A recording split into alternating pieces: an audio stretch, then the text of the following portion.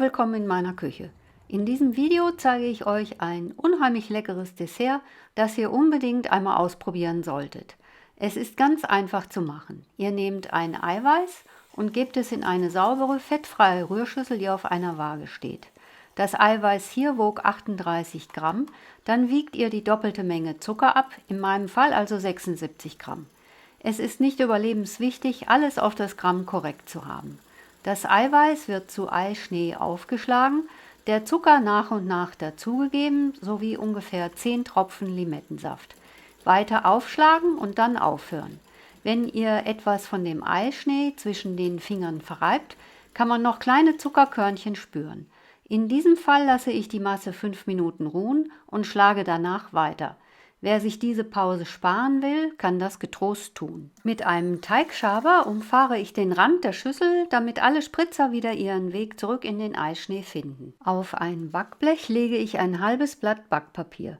Springen die Ecken hoch und erschweren das weitere Arbeiten, gebe ich, wie hier gezeigt, etwas Eischnee auf die Unterseite der Ecke, drücke sie am Blech fest und das Problem ist gelöst. Nun gebe ich 2 gleich große Kleckse des Eischnees auf das Backpapier. Man kann den Eischnee auch in einen Spritzbeutel geben und kunstvolle Formen aufspritzen. Da das Ganze aber später mit Sahne bedeckt wird, habe ich mich für die einfache, schnelle und mit weniger Abwasch verbundene Variante entschieden. Wichtig ist jetzt nur, dass ich in die Mitte meines Eischnees eine kleine Kuhle einarbeite. Dazu wird der Löffelrücken kreisförmig gedreht, sodass der Rand etwas höher wird. Jetzt wird der Eischnee bei 100 Grad Celsius für 45 Minuten gebacken. Da die niedrigste Temperatur meines Gasbackofens 150 Grad beträgt, kann ich 100 Grad nur erreichen, wenn ich die Backofentür leicht geöffnet lasse. Dazu nehme ich dieses Stück Holz, das eine Kerbe hat, und klemme es entsprechend ein. Wer einen Elektroherd hat, hat es da besser.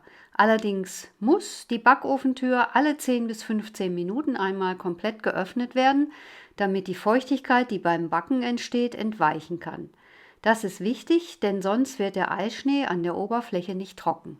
Hier habe ich bereits einige rote Sommerfrüchte zubereitet. Schwarze und rote Johannisbeeren, Erdbeeren sowie Himbeeren, die ich schon tiefgefroren hatte.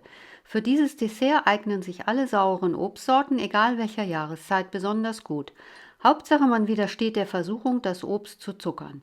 Das ist überhaupt nicht nötig, denn der Eischnee ist mehr als nur süß. Auch die Sahne, die ich jetzt schlage, darf nicht gezuckert werden. Sie muss einfach nur halbfest geschlagen werden.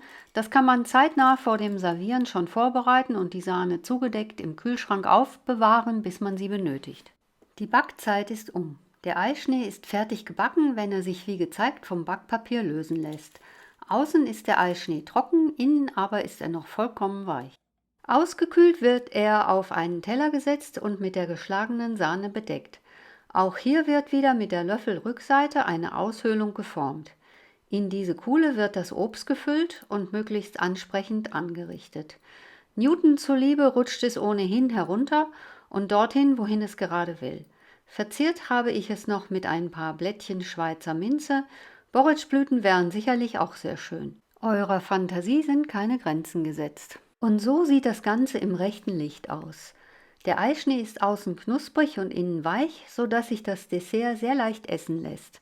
Zusammen mit der Sahne, der Säure und dem Geschmack des Obstes bildet sich im Mund eine perfekte Harmonie, die zugleich weich, knusprig, süß und doch erfrischend fruchtig ist. Ich hoffe, euch hat meine Anleitung dazu inspiriert, dieses Dessert auch einmal auszuprobieren. Als ich es zum ersten Mal gemacht habe, war der Kommentar meines Mannes einfach nur: Das kannst du noch mal machen. Bitte abonniert meinen Kanal und auch über einen Daumen nach oben oder einen freundlichen Kommentar würde ich mich wirklich sehr freuen. Zutaten und Mengenangaben findet ihr wie immer unten im Kommentar und wie immer guten Appetit!